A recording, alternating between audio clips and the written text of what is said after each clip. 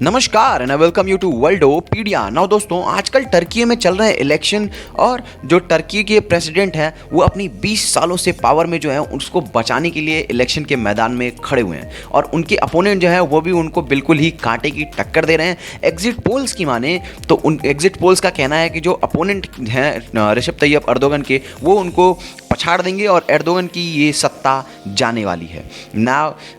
जो टर्की है वहाँ पे पहले पार्लियामेंट्री फॉर्म ऑफ डेमोक्रेसी होता था, यानी एमपीज चुने जाते थे और उसके थ्रू प्राइम मिनिस्टर के पास बड़ी पावर होती थी। लेकिन रिसेप तैयप अर्दोगन ने अपने को पावर में रखने के लिए उसको पार्लियामेंट्री फॉर्म से प्रेसिडेंशियल फॉर्म में चेंज कर दिया और अभी जो है टर्की में प्रेसिडेंशियल फॉर्म का इलेक्शन होता है ना। इस इलेक्शन में 2 राउंड्स होते हैं।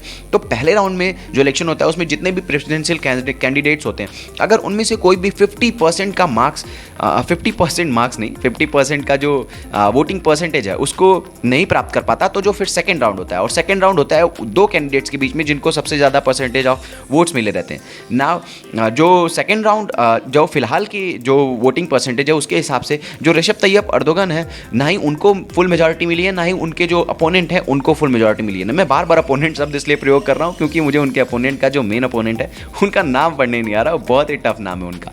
तो जो रिसेप तैयप अर्दोगन है, अगर फिलहाल की वोट काउंटिंग की माने तो अभी उनको 49.51% वोट मिल चुके हैं और जो उनके अपोनेंट हैं उनको 44.88% लगभग वोट मिले हैं ना। चूंकि किसी को भी 50% का जो आंकड़ा है वो पार नहीं हो पाया, तो अब जो है टर्की में जो सेकेंड राउंड ऑफ इलेक्शन है वो 28 मई को शेड्यूल्ड है।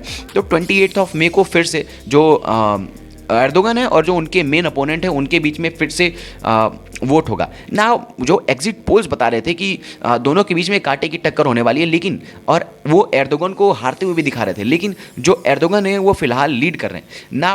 अगर ऐसा क्यों हो रहा था कि जो एग्जिट पोल से वो दिखा रहे हैं, क्योंकि जो टर्की में फिलहाल के लिए इन्फ्लेशन है वो बहुत ही ज़्यादा हाई है और जो टर्की लिरा जो है वो पिछले 1 साल में काफ़ी ज़्यादा डिप्रिशिएट कर गई है। मुझे याद है कि अभी मैंने कुछ 1-1.5 साल पहले देखा था, तो जो टर्किश लिरा है वो लगभग $1 के बराबर 3 रुपये थी और अभी उसकी कीमत 19.61 के आसपास है।